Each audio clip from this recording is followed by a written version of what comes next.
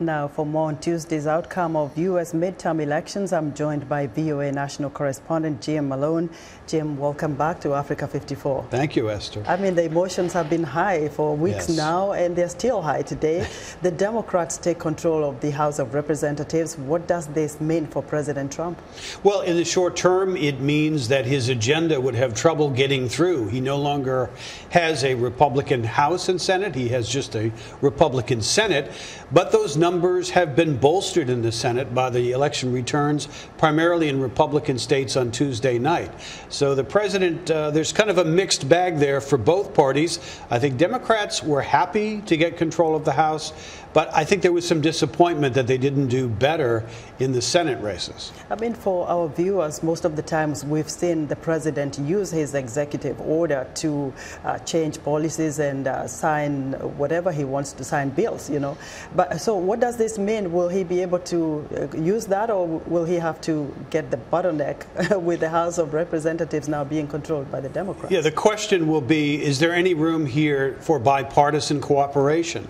Nancy Pelosi, the incoming Democratic leader and probably Speaker of the House, has raised the possibility. But the Democrats are also talking about using the power of the various committees in Congress to investigate possible wrongdoing within the Trump administration. So the president and the Democrats will have to decide, is there areas where they can cooperate, or will we get a repeat of political gridlock, which is what we're used to? So what does it mean for the Democrats looking ahead? It looked like a presidential election. It's, you know, stakes have been very high. And then when you think about this race, what does it portend for the presidential election to come? I think quite a bit, actually. I think these are significant questions. What we say in the United States, we talk about red states and blue states, red being Republican, blue being Democrat.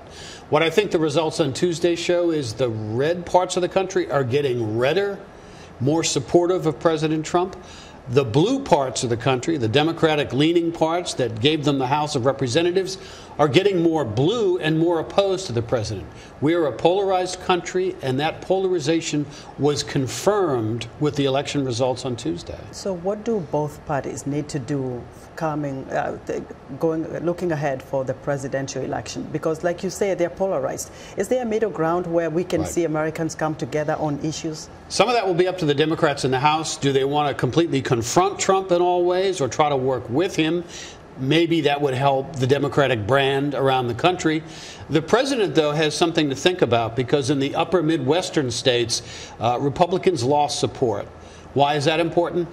That was the area of the country that delivered the White House to Donald Trump in 2020. So there's a great risk moving ahead if the president continues to focus only on those red state Trump-based voters in the various states that we saw leading into this election. And very briefly, Jim, what about the newcomers that have made history in this election? Yes. What does that mean? Well, primarily we've had a huge surge in women members now of Congress, highest in history. We've had Muslim Americans elected, women in the House, and even Native Americans elected. So the diversity grows, but the polarization is also there around our nation.